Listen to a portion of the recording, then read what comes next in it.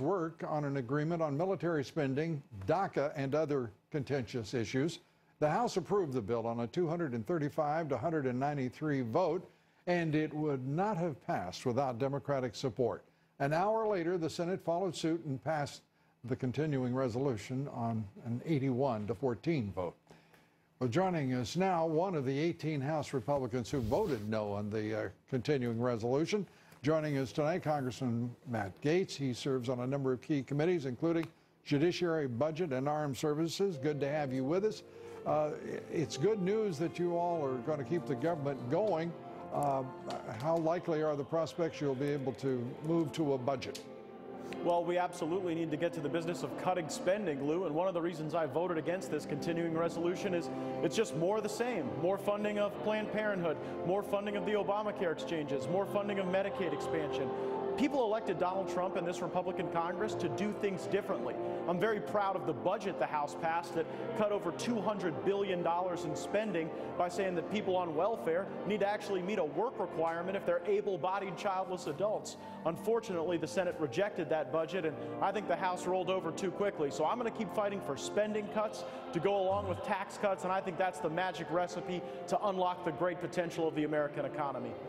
What would you say if I said all of that pales in significance to the absolute corrupt Justice Department leadership and that of the FBI and the special counsel who are attacking this president daily relentlessly and with great force? Well, I would agree with you entirely, Lou. That's one of the reasons why I filed legislation calling for the firing of Robert Mueller. Every single day we're finding more evidence that Robert Mueller was recruiting people who had an express and known bias against the President of the United States. Today I asked Christopher Wray, did Robert Mueller only hire people who hate the President? And he couldn't answer that question, but it's one hell of a coincidence that every day we're finding more and more examples of people who express their dislike of the president and then find themselves investigating him. Meanwhile, Hillary Clinton never really faced a serious investigation. She was investigated by her own fan club. Every time we get more evidence there, it seems as though Hillary's folks were the ones making the decisions about her outcomes, and it's still Hillary's folks that are persecuting the president. Well, I think you're exactly right. And at this point, I think the American people are awakening to the reality of the claims that have been made about Robert Mueller, about the team that he's assembled. 17 attorneys prosecuting, 9 of them Democratic donors, 5 of those Hillary-specific donors, and not a single Republican on the team anywhere, at least that we could find. Well, and it's not like there's not enough federal prosecutors in our system. We have a bevy of highly talented people who have demonstrated throughout their careers a tremendous amount of integrity.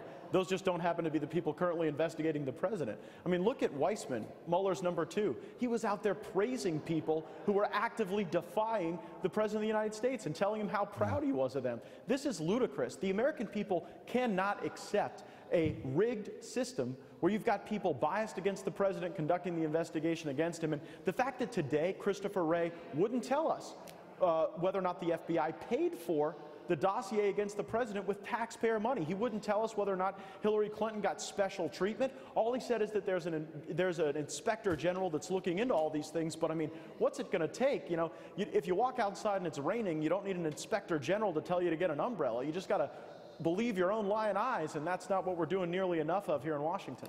Well, and what course is Congress going to take?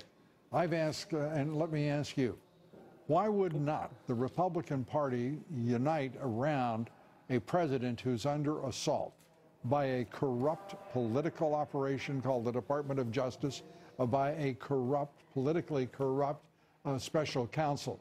Why would Speaker Ryan, Majority Leader Mitch McConnell not stand with the president and demand that Mueller resign? Well, I have. That's why I filed legislation. And frankly, Lou, I call on all of my Republican colleagues to co-sponsor that legislation because we need to have our president's back. He is the duly elected president of the United States, and a bunch of people here in Washington who want to keep things the same want to get rid of him, and they're not playing fair. And so we're the members of his team.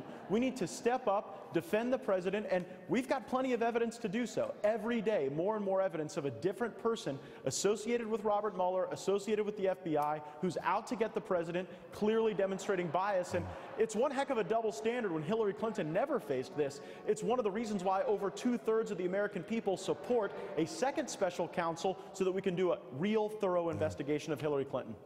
Congressman Matt Gaetz, thanks for being with us. We appreciate it. Thanks, Lou.